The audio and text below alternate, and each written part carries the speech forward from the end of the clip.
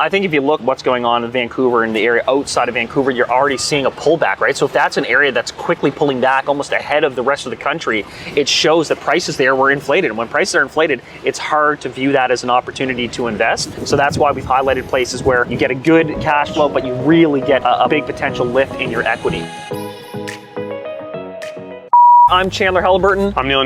We're the host of the Master Keys podcast, Atlantic Canada's #1 podcast for real estate investing. We invest in real estate ourselves. We've got about 200 units here in the Halifax area of Nova Scotia. We're also real estate agents with over $400 million worth of real estate sold. Today we're talking about the best investment markets are right now in Canada. Rich habits. So #1, we stayed Niagara Falls region. It's a couple hours outside of Toronto. On top of it being a place where there's a ton of overflow from Toronto, they have their own tourist destination economy. And tourism is a great way to have people constantly coming there, spending money. And they also have wineries. And then price point. For $400,000 or $500,000, you can buy a beautiful plot of land with a nice house on it. I think generally, more broadly speaking, there's a lot of secondary markets in Ontario where there's going to be good opportunity for young investors. Your dollar goes a little bit further, even if it's something creative like a resort town doing short-term rentals in some of these areas. We chat with some people who are doing that down there. They have the lakes close by. Ontario in general too, it's nice. If you want to be close to having absolutely everything at your fingertips, Toronto's right there. Rich habits. Historically, New Brunswick was pretty much the cheapest province to buy real estate. It's happened more recently that Moncton is just really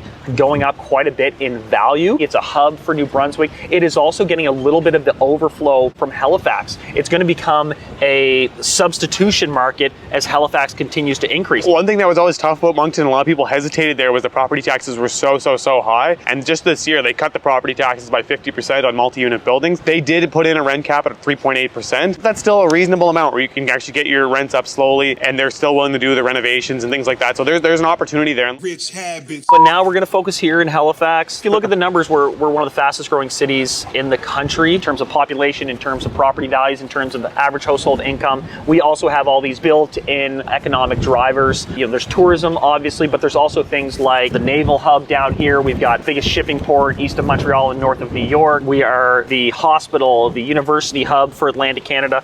All these things are driving this economy, and they don't disappear even in tight times. Even in times of recession, those are pretty resilient. Yeah, the secret's out. I think Halifax had so much growth in the last 3 years. This isn't something that's just going to stop overnight. We have so many construction projects going that we have people moving from all over Canada and the world to help fill these construction projects. Ultimately, they end up starting other businesses. They start moving into other homes. Restaurants need more people. Our transit systems need more people. So this amount of employment and demand for people is going to force wages up, which ultimately brings a lot of people in. They're going to need housing. And so again, the snowball starts rolling, and we're feeling that in a big way. And it's fun to be here now. Right next to us, we got catamaran rentals, we got boat rentals, sea-doo rentals. They got a ton of restaurants on the boardwalk. There's a lot of stuff going on that you can do here now. I think investing east if you can is the way to do it. Are you feeling this? Yeah, we're shifting here with the waves. Shifting around with the waves. Riding the wave of Halifax real estate. Oh, brother, this guy stinks! Rich habits. The other place, because people ask a lot about Saskatchewan. Saskatchewan's an awesome place to raise a family, but historically, the property values haven't increased that much.